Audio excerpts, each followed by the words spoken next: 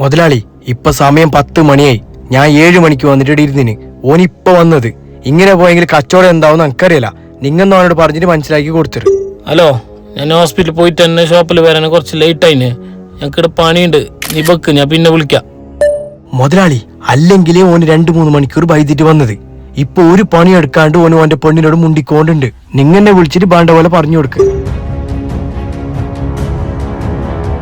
മുതലാളി ഓന് ബാത്റൂമിൽ പോയിട്ട് കയ്യും കാലും കയറ്റി പരിക്ക് വാങ്ങിയതുണ്ട്. ഓന് വന്നത് തന്നെ 3 മണിക്കൂർ വൈകിട്ട്. ഷോപ്പ് എടുക്കാൻ ഇനിയും 2 മണിക്കൂർ ബാക്കിയുണ്ട്. ഞാൻ ഒറ്റക്കന്നെ ഇവിടെ കഷ്ടപ്പെടണം. ഓന് ഒരു പണിയും എടുക്കലില്ല. ഞങ്ങൾക്ക് അറിയായിട്ട് ചോദിക്കുന്നത് നിങ്ങയാ മുതലാളി ഓനാ? നിങ്ങന്നെ ഒന്ന് വിളിച്ചിട്ട് പറഞ്ഞു കൊടുക്ക്. ഹലോ, എന്തായി മുതലാളി? നീ നാളെ മുതൽ പണിക്ക് വരണ്ട. ശമ്പളം വാങ്ങിട്ട് വീട്ടിൽ തന്നെ ഇരുന്നോ. ഞാൻ എന്താക്കിന് മുതലാളി? എന്തായി ചിന്തി? നിങ്ങക്ക് ടെൻഷനിലുണ്ടല്ലോ. എനിക്ക് അതൊന്നും അറിയില്ല. ബോസ് നാളെ മുതൽ പണിക്ക് വരണ്ടെന്ന് പറഞ്ഞു. പണിന്ന് പുറത്തിട്ടാ? എല്ലാ മുതലാളിമാരും അങ്ങനെറാ. ഒരു കാര്യമില്ലാണ്ട് പണിന്ന് പുറത്താക്കൂ. നീ ബേജാറാക്കണ്ട. നമ്മ രണ്ടാൾക്ക് പോയിട്ട് സിഗരറ്റ് വിൽക്കാം.